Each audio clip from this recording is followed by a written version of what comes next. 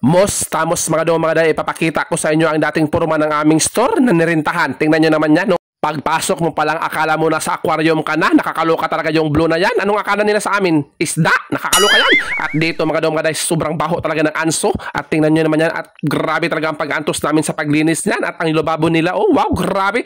Matapos ang pahirapan na paglilinis, ito na sa mga daw mga dayo. Grabe yan, malinis na at nilagyan na namin yan ng mga floor mat. Tingnan nyo naman yan, grabe at medyo mahalawak din yung area na ito mga daw mga day. Kaya gumastos talaga kami ng maraming floor mat talaga yan. Nakakaloka yan, naubos talaga yung pera namin dyan.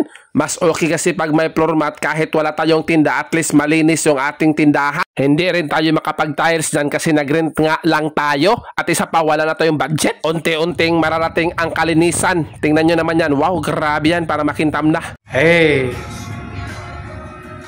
Oh my God, bakit may kabaw dito?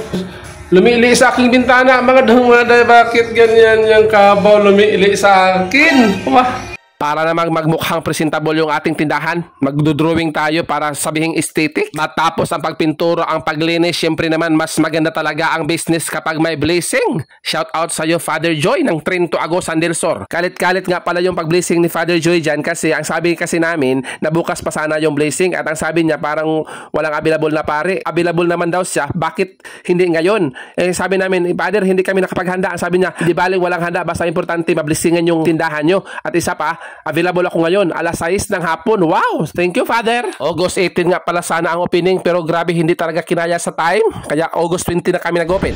Okay, mga dumaday, mag-open na ang atong inato. Nga kananan nga gamay, nga kananan. Nga, mauni akong first recipe, mga dumaday. Pansit. Pampahaba ng buhay, syempre, pampaswerte. Wah! At shout out nga pala sa ating pinakaunang customer. Guro daw yan dito sa Trinto National High School. Sa lahat ng mga nakakilala kay ma'am, comment lang sa comment section. At ang una niyang binili ay ang una kong niluluto, yung pansit. Wow, grabe talaga to si ma'am. Pampahaba talaga ng buhay yung pinili niya. Wow, grabe. God bless you, ma'am. At simula noon, grabe, nagsindatingan na talaga yung aming mga customers. Hindi namin inakala talaga. Grabe yan.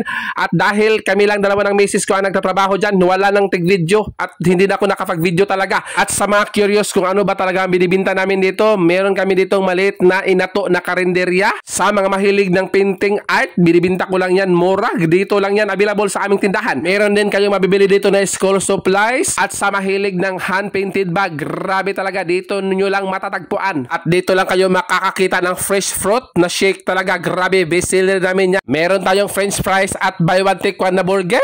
Kung mahilig ka mag-selfie, ayan no. Ang location natin mga day, katapat lang siya ng Trinto National High School at katabi ng M. Loeller. Yun lang, bye-bye!